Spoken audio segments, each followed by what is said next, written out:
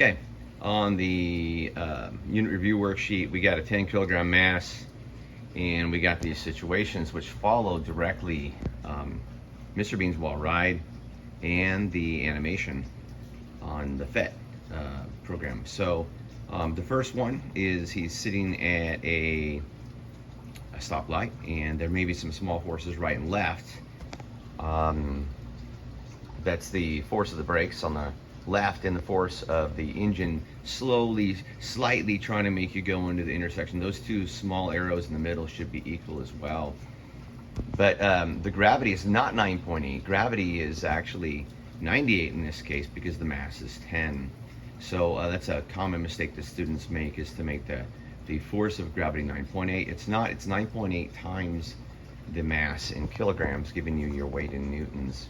The second one is a green light. So the light turns green, and the light turns green, you have Newton's second law. Newton's second law says that acceleration will happen. It will be the net force divided by the mass. The net force is 100 minus 20 in this case. So remember, the top and the bottom forces cancel out. 98 minus 98 is 0. So the top and bottom forces cancel out, but the force to the right does not cancel. And so you get 100 minus 20 is 80, and 80 over the mass of 10 will give you, in this case, a acceleration of 8 meters per second squared to the right, and the velocity will begin to increase as it shows in the bottom. The first one is Newton's first law: an object at rest stays in rest. The second one is Newton's second law. Acceleration happens when you have unbalanced forces. And then we go back to balanced. In this case, we're going the speed limit. Let's see, the speed limit is 40 miles an hour. And so in this case, the arrows to the right and left are larger than at the beginning, but it is still equilibrium. This is called dynamic equilibrium, which just goes with Newton's first law, which says an object in motion stays in motion at the same speed as long as the forces on it are balanced.